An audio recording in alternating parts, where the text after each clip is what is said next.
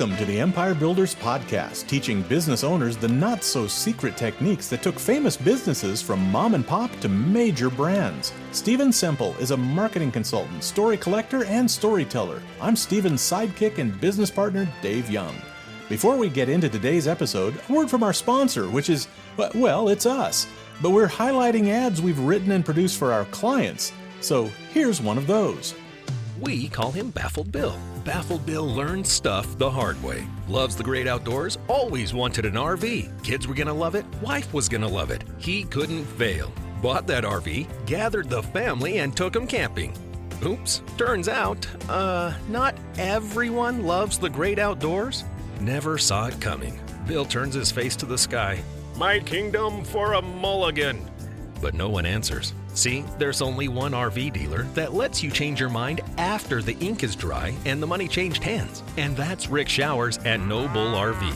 Right, Rick? That's right, Bob. Wait, is that true? You actually buy back one of your used RVs if the customer changes their mind? You got it, Bob. Seriously? For any reason? Right again, Bob. Poor Baffled Bill. Well, at least you can learn from his mistake. And that's No Bull. NoBullRV.ca. Stephen, today we're heading off in a different direction almost. This is our first interview podcast episode. Yeah, and I am so excited. Today we have a real empire builder on our show. With us today is we have Rick Showers. He's an owner of a small business that applied one of the lessons from the Empire Builders podcast to his business. He's just exploded from that. He's having record months after month. And the reason why I'm excited about this is so often people listening to our podcast will say, well, that worked for Wrigley's and I'm not Wrigley's, or, Wrigley sell candy and I sell RVs, or that was the 1920s. How about today? Or that was New York and I'm in a small town outside of Edmonton. All these reasons why it wouldn't work. Well, here's Rick to share his story. A small RV dealer that's outside of Edmonton that applied the lessons of Wrigley to his business in the spring of 2020. Wait, in the spring of 2020? What happened in the spring of 2020? Yeah, there was this little, let me think, what is it? It had a number next to, COVID. The pandemic happened. So right at the start of it. Right at the start of the pandemic, we're taking our story back to that moment. And here's the thing, from that moment, he's doubled his business. So for full disclosure, Rick is a client of ours. And the ad that you heard at the beginning of this podcast was written by one of our partners, Mick Torbay, and it has run on several radio stations in Rick's market. If you've not heard the Wrigley podcast, I suggest you go back to it and listen to it now before listening to this interview. So I just want to set the stage. It's the beginning of the pandemic. Frankly, the world is going to shit. Everything is closed. People are panicking, and Rick sells a luxury item. In the vast majority of the times when a recession or panic happens, the first thing that goes in the shitter is luxury items. They're the first thing that get nailed, right? So at the time, no one knew RV sales would benefit. Like, that was a surprise. We've got to remember that was a surprise. So here's all this pandemic stuff going on. Rick's shop is closed. Everything's closed. Nothing's, there's worry about sales. And we come along and suggest to Rick, hey, here's what we think you should do. You should increase your marketing budget, which he did. And I'm going to tell you, that took guts. Most people would have kicked me out of their office. And we know advertising was getting cut right, left, and center, because we saw it with our media partners. Well, thanks, Stephen. Rick, thank you for being on our podcast. More than welcome. Glad to be here. And I know this is an audio podcast, but as we're recording this on a Zoom meeting, you're in the woods. You look like you're in a way better place than either Stephen or I, enjoying yourself, enjoying some nice weather up in Canada. How long have you been in this business? Oh, heavens. I started in sales in this business, I think, back in 2004. So 16 years, 17 years, somewhat like that. So you weren't just starting out in 2020? Oh, heavens, no. We were in our sixth year in business on our own in 2020. If I'm not mistaken, you've seen some pretty big ups and downs just in the economy. In our area, it's very, the city that we're in mid Alberta, is typically oil patch country. There's a lot of oil field manufacturing that goes on here. And of course, that had taken a big hit in around 2015, 2016. So there tended to be a steady decline in discretionary dollars being spent in our market. And so that's even before we start talking about a pandemic. Yeah, except for one, we sell used products. So we don't sell brand new RVs. We sell used ones, which we've always felt there's always a market for something used in good condition. How did you first meet Stephen and your Wizard of Ads team that put this plan together for you? I had been following Roy Williams for many, many years through the Monday Morning Memo and so on, and had previously gone down and had Jake and Rex do one of those white videos for me when I was in sales, so I could use that to market myself as a sales agent, so that worked well. I'd been down to the academy, and I think it was towards the end of 2019, I decided, okay, we need a shift in our business. I'm passionate about the science behind the Wizard of Ads philosophy, as well as the fruit that it produces in business owners' lives. And I knew that we'd kind of hit a certain mark, and I needed help pushing over that. And I knew that it had a lot more than writing catchy radio ads. I knew there was a lot more depth to it. So the one that pushed me over the edge actually was Mick Torbey's video on Real Matters. I saw that and I was like, you know what? That's it. So I reached out to Mick initially. We had a quick chat, and then he suggested a partner of his, Stephen Semple. And I think we started with the Boom Your Business thing, and you gentlemen came out in one of the coldest Februaries, I think, in Alberta in years, to our little shop and interviewed in person and so on. And that's how we got the ball rolling. At what stage of all this were you in when people started to realize that this pandemic was a real thing and it was really going to start affecting people and business especially? We had already made a commitment financially to the Empire Builders by that point. We'd had our media buyer arranged a schedule on one of the FM stations up here that we committed to. And so that's about the depth that we were in. We literally had ads written, the media purchased, and we're about to start. Yeah, three ads were approved and recorded. Yeah, we were ready to go. And then it became a real serious thing. Mid-March. I remember it was my birthday is in mid-March, and never forget that. Oh yeah. And we had, different clients reacted different ways. I had some that were like, yeah, let's double down. And I had some that were just like their hair was lit on fire and ran for the hills. I think, depending on the industry and the depth of knowledge, like I was at that time a very, very new client and hadn't seen any kind of results from anything because we hadn't even really been on the air yet. I think actually what ended up happening was I was getting frustrated because I thought we should be on the air. I think originally our target that we talked about was March 1st. And then for one reason or another, it just didn't come together. And now it's mid-March. Now this whole thing's happening. And I thought, okay, well, whatever, I've already made a commitment. I'm not going back on my word. We're doing this regardless. And then it turned out that ended up pushing through and persevering.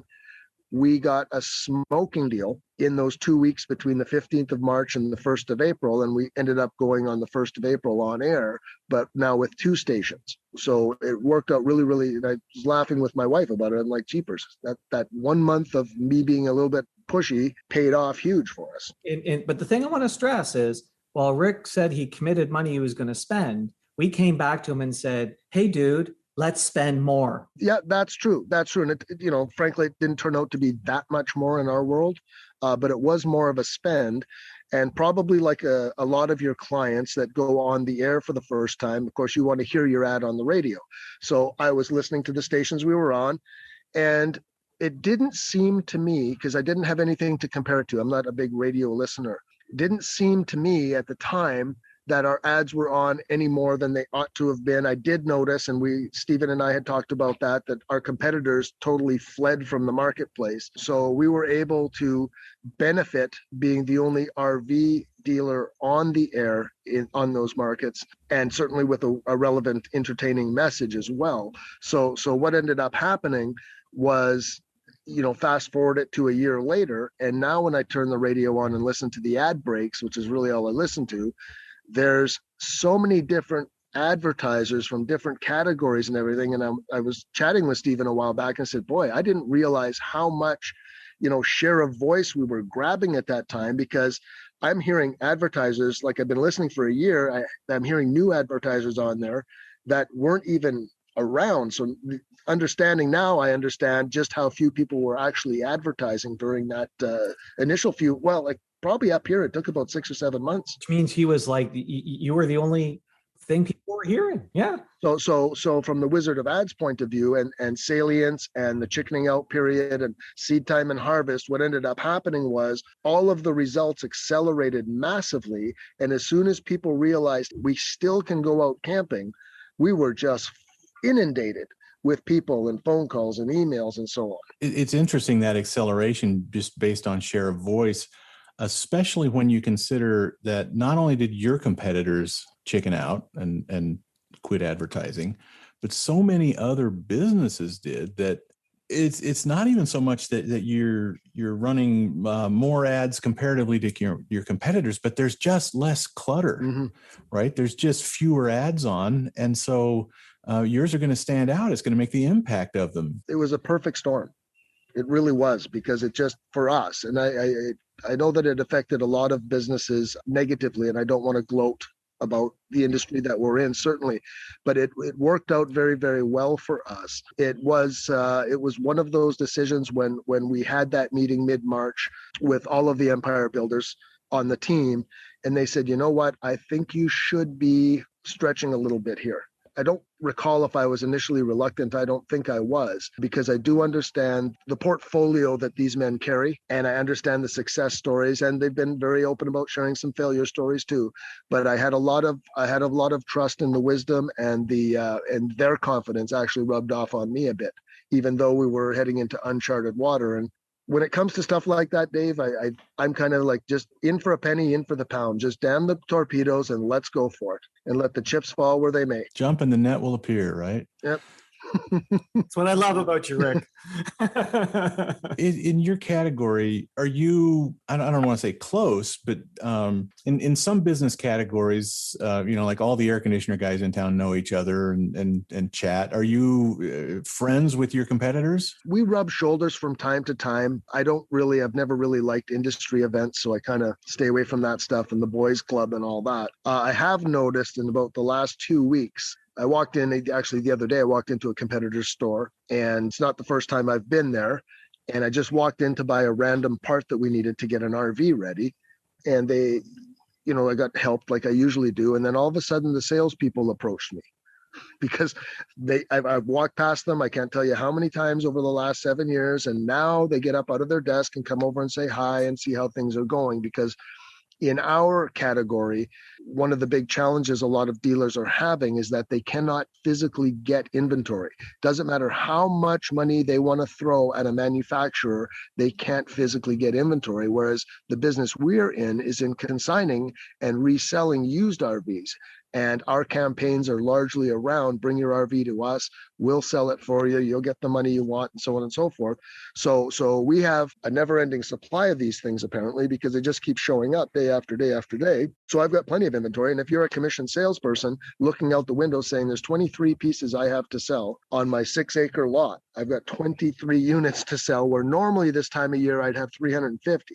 So I can understand. So now we're starting to make some noise and get a little bit more attention. Are they approaching you because they're hungry and they're getting up out of their desk because you're a stranger walking onto the lot, or is it because they know who you are? Oh, they know who I am. They know who you are. They understand who I am. And Stephen had kind of told me about this, you're going to have a little bit more of a profile, and our TikTok thing is taken off, and we got a wonderful girl doing our digital stuff that took us to a whole different level. So all of that notoriety in the category is starting to pay off. And what we're really hoping for is that it starts to attract some really, really good people to our company. Just for background, Rick's being modest. He's had some videos recently that have gone through 1 million views. That's pretty good.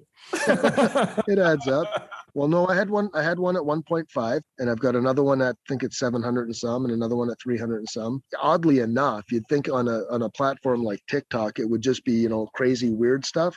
but it's not. It's me actually standing there talking about how not to use your RV fridge or how to use it properly and stuff like that. And people seem to love that shit. Any of those instructional type things, they're the ones that seem to get a little bit more action than the ones that are a little bit goofy. Just being informative and entertaining while you're doing it. Yeah. Well, so the reason I was asking about your competitors, I'm curious, between competitors, family, other business owners in town, what kind of feedback did you get when all of a sudden people are hearing your ad all over the place? Well, we deliberately don't ask people how they heard about us when they contact us, but inevitably they just do. They want to tell you, they want to share with you, and we're always, grateful to hear their story, and it, entertained them. It impacted them. Some people, of course, you're always going to get the ones that's a stupid ad. I recently heard from I think it was our media buyer, that when he was talking with the radio station, we did a message about me missing my granddaughter who's from Australia. We did a message about that for our December video, our commercial rather, and that's the one they got all the complaints about. It's like, oh, so we'll probably do another one this December. I guess where I was going there, though, is did you get pushback from people thinking, oh my God, Rick is just crazy running all these ads right now? No, I think that our staff, we spent some time internally reviewing the ads, reviewing the concept, reviewing the relational buyer and who we're trying to attract to our customer base with our staff. So they kind of had an understanding. I don't think my company doesn't have a committee very often. So we're doing this. This is what we're doing. Don't worry about what it costs. It's fine. We're good. Pushback from competitors, I don't know. I've walked into competitors' places where our ad or the radio station's playing, and while I'm talking to the owner of the boat store, my ad comes on and he just kind of looks at me, right? So jumping into that space, it did have an impact because a lot more people mention it. I was at the gas station recently and walked in with a shirt on and everything, a logoed shirt. And the attendant and I were just chatting about something, and I had a problem with my points card.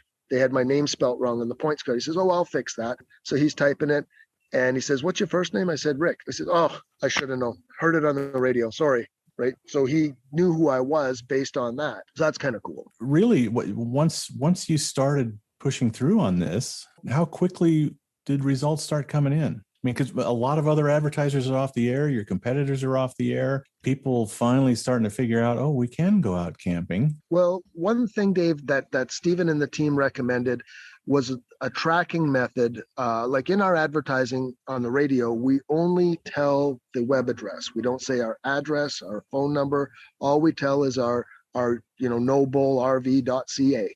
So one of the tracking methods, of course, is watching for online traffic increasing.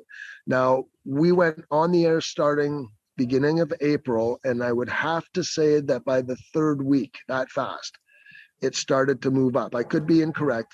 Stephen would know exactly that number, but it wasn't long. And that's what I mean. We were so very blessed and fortunate in that perfect storm that we were the only person in our category talking about something. And as soon as people understood that they could at least go out camping, the general public, I'm the only one on those two stations that anybody knows anything about. So they all came out of the woodwork. And I think the first messages, if I wasn't mistaken, I think the first 3 messages for the first 3 months was all about selling your RV. And that part of it, people coming to us, bringing their product to us, rapidly increased right from the beginning. Because again, with all the uncertainty going on, people like, I've got this depreciating asset sitting in my driveway. Let's get out of it. Let's just turn it into money. We don't know when the world's going to end. And that unfortunately happens every time there is a general panic, right? What's really cool is you end up in a position where you're doing well with both sides. You're helping both sides solve their problem. And that's good for you in both directions, right? You're helping me if you can buy, and that gives you inventory, and you're helping somebody else if they want to buy. We're serving the guy who's selling it and needs to get out of it, or family that needs to get out of their product for whatever reason. And then we also offer that product to sale for somebody else, all the while not having to invest a whole lot of money in our own inventory. Naturally, we take trade-ins and stuff like that. But the idea of the model, I think, was what attracted Stephen and the team to us, as well as us being attracted to them. One of the messaging strategies that Rick very quickly signed off on was, as we know, one of the things is the less you can say, the more powerful it is, especially in a short ad. And most people would go buy, sell, consign. Well, what I know is if we sit there and say, we'll sell your RV, guess what all the buyers of RVs know? We got RVs for sale. Now I understand it totally. I got it. But what I understand totally now is it's almost insulting to an intelligent person to tell them you can consign, or we don't even use the word consign in our ads. That's the brilliant part of it, because our competitors now that are on the air, they say consign it. What we say is we'll sell it for you. And that's more of a real statement that would resonate with someone, because a lot of people don't understand what consign even means. But that's the beauty of it, is we don't need to overstate the obvious. And why waste? What did Mick say to me one time? Why waste? You only got so many characters you can put in a 60-second ad. Why waste ad space on that? There's no point. They can draw the conclusion, and it makes them feel smart. Rick, what have you learned through all this? I was already mentally committed several months beforehand. Actually, the seed had been planted, as I mentioned, a number of years over the years. Honestly, I wish I would have done a lot sooner. However, it worked out well for us. What I learned primarily was that if you want to grow something, there's got to be some life. Living things grow. So if we want to call it fertilizer, you got to pour the fertilizer on when it doesn't seem like it's the right time to do it, and you just got to tend the thing. The biggest thing I learned was all of our internal systems. Once we started getting busy the way we were getting busy and attracting the people we're attracting, all the warts showed up. And that's what we had to deal with, was a lot of, oh, geez, we got to change this process. We got to do this and we got to do that. So it was a very maturing process for us all the way through. But I'd do it again. Being busy tends to really draw attention to the little hiccups in the systems, doesn't it? Oh, heavens. Yeah. So what I heard Rick say is that we threw a lot of shit on his system. Well, what it did, here's the thing, is that, when you're a smaller owner operated thing where you can touch every employee every day and talk to them every day and spend time with them every day, what ends up happening is that you're there to solve problems. So as problems come up, you can just make decisions and solve them as they go.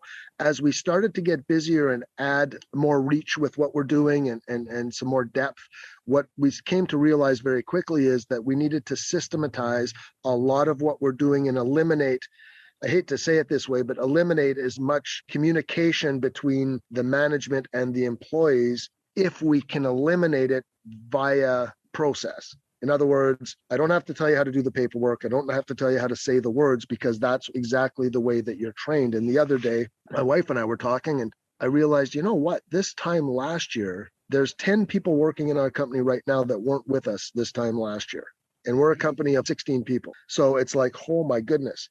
And it wasn't that we got rid of 10 people to bring 10 new people in. It's that we didn't have, those 10 people are here to support what's going on now. So that's where all of this started to click, was, my goodness, I can't run around helping everybody with every little thing. I've got to be able to systematize a lot of it, if I can say it that way. What advice would you give somebody who's just setting out to start their own empire? Stay tuned. We're going to wrap up this story and tell you how to apply this lesson to your business right after this. Brought to you by the Least Full of Shit Marketers Association of America. Yes, that's a low bar, but we clear it mightily. We're also the largest pay-per-performance branding group in North America, and that part's for reals. If you're looking for advertising advice geared towards local owner-operated companies, this is your podcast. And now you can pick the brains of these advertising geniuses over lunch without having to pay for lunch or even leave your office. We're talking 90 minutes of straight answers to all your burning questions about lead generation, customer acquisition, mass media branding, how to get off the paper-crack treadmill, anything you want, and the only coin required is candor. Because we can't give no bullshit advice without basing it off no BS data on your company, competitive landscape, operations, and all that jazz.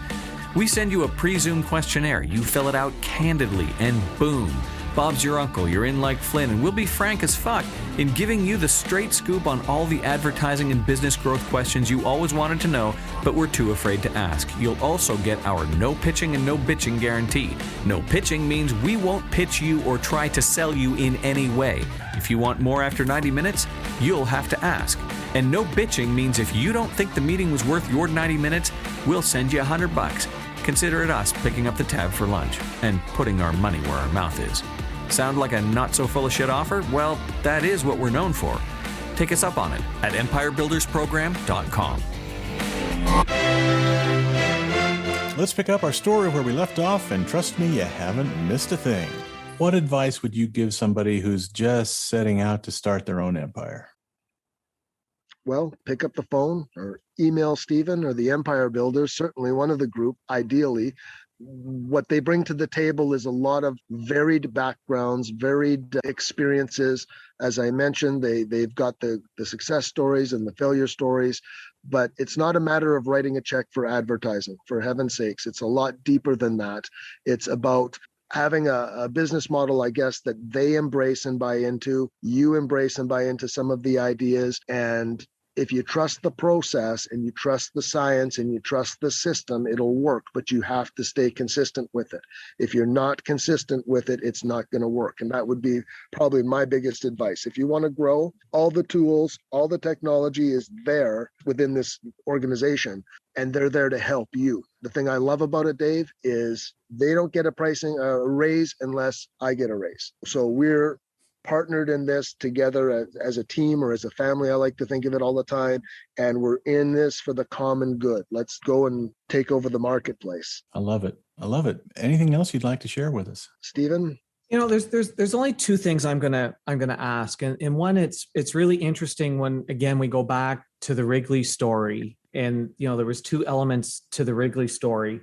One being what they did in the 1920s, and the second being what they did in World War II when shelves were empty and they continued to advertise.